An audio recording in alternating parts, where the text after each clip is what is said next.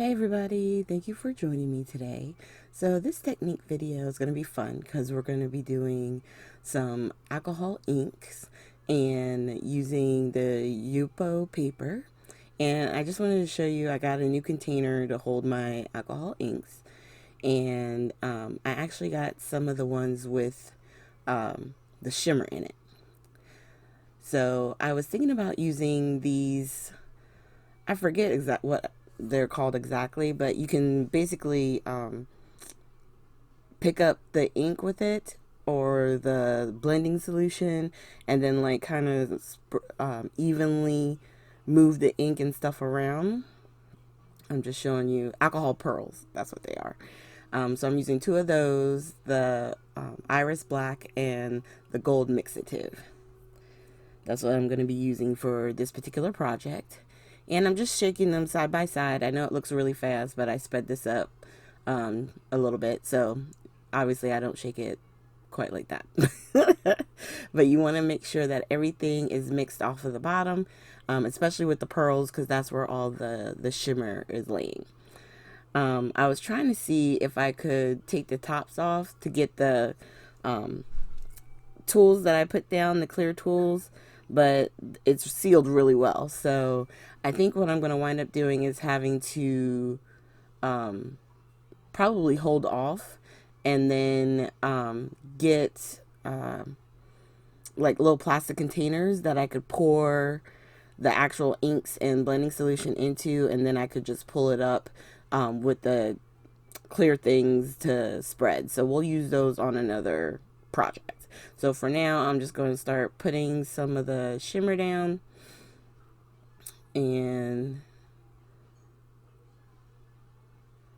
I'm gonna. I was trying to see if they had enough air in those that it would move it around, but alas, it didn't. I like also using sometimes my heat tool. Now, obviously, this is alcohol ink, so you got to be careful. Keep moving it around. Don't leave it in one spot for too long because you don't want to set nothing on fire, okay? So you definitely want to, be careful.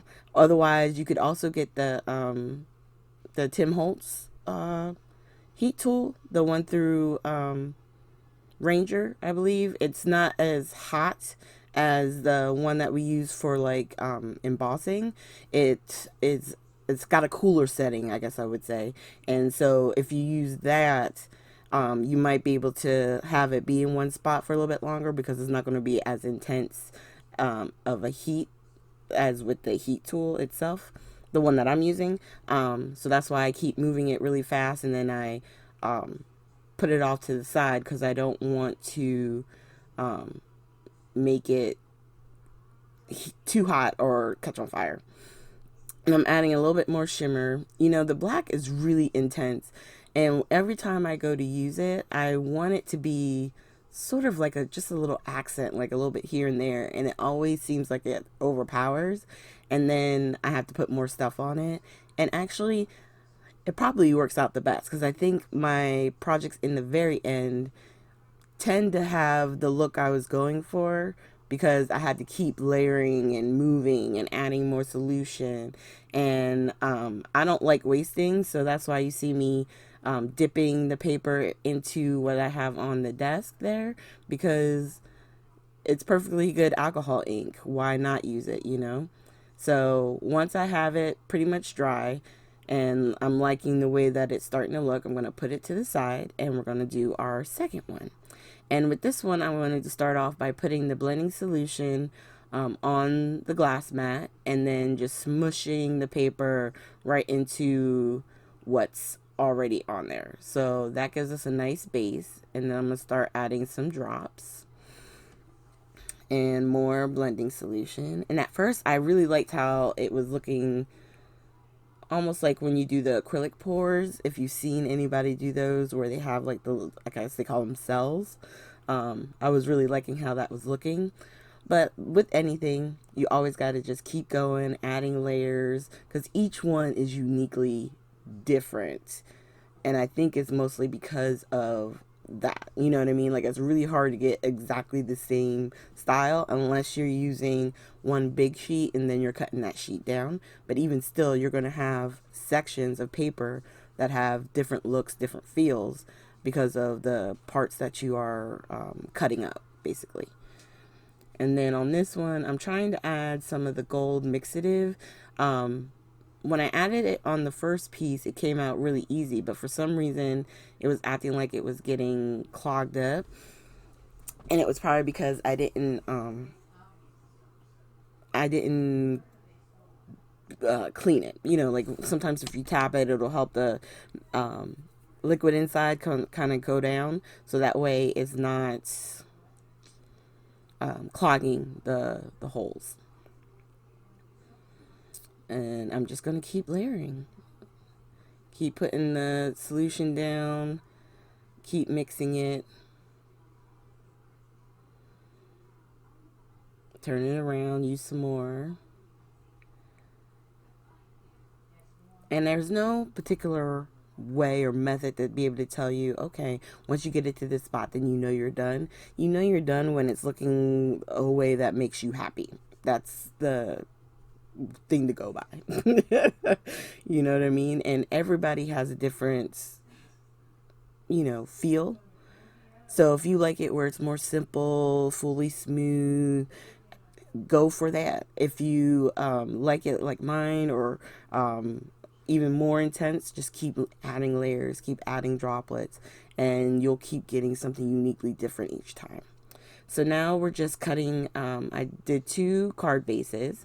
I cut them at 5.5 by 8.25, 8.5, and I'm scoring it at 4.25.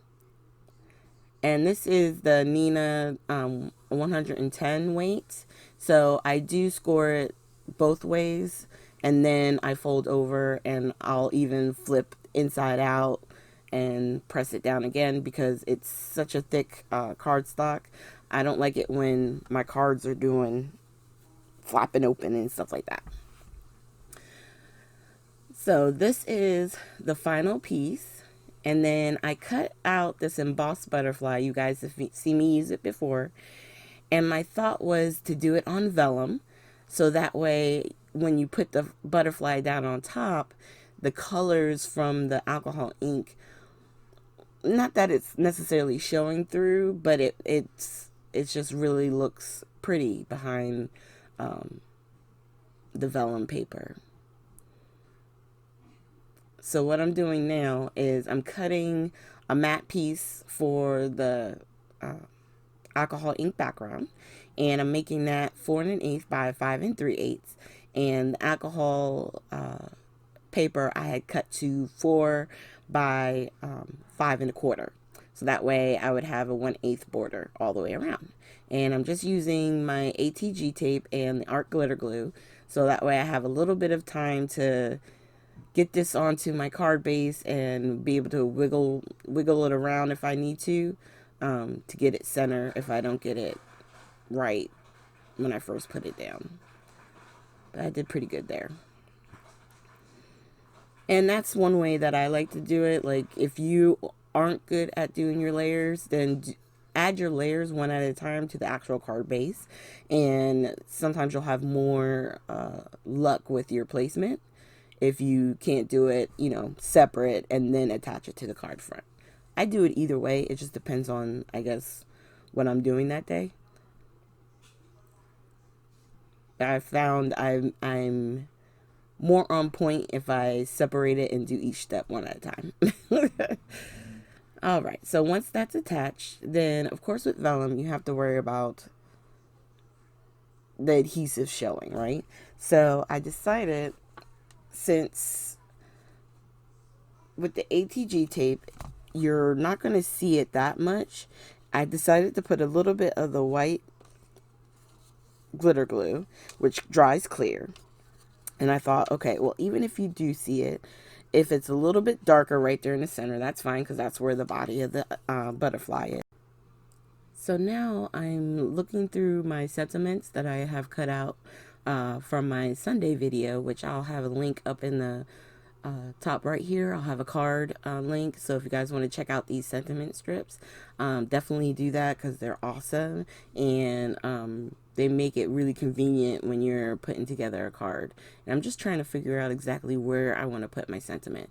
Did I want it to go over top of my vellum? Did I want it to just be slightly underneath so that the person looking at it can enjoy the butterfly and you can still see the sentiment? So I'm grabbing them because I have them in a little dish off to the side, and I'm just trying to figure out how big do I want it? Do I want it to go smaller?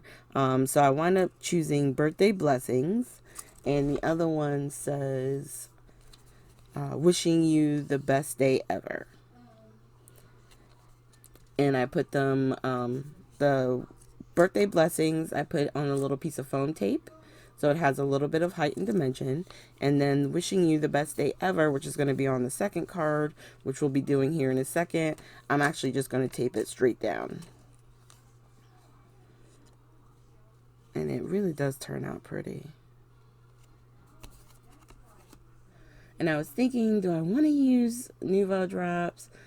I really didn't want to take away from what was already done, and yet I wanted to kind of cover up the center. So what I decided to do was grab my Wink of Stella, which I'm going to reach back behind me because it's in one of my containers behind me. Once I put everything together, I grab my Wink of Stella and I put in a little bit of the gold glitter pen right in the center, so that way it has just a little bit of a darkening section. Is not overpowering, but it has a little something something. All right, and you'll see it here in the close-ups. It's not too much glitter, like I said, but it's just enough to kind of mask that tape in the center. So thank you guys so much for joining me today. Make sure you hit the like, subscribe, and share button. And if you have any comments, just please leave them down below. And I will see you guys with our next video. Have a great one.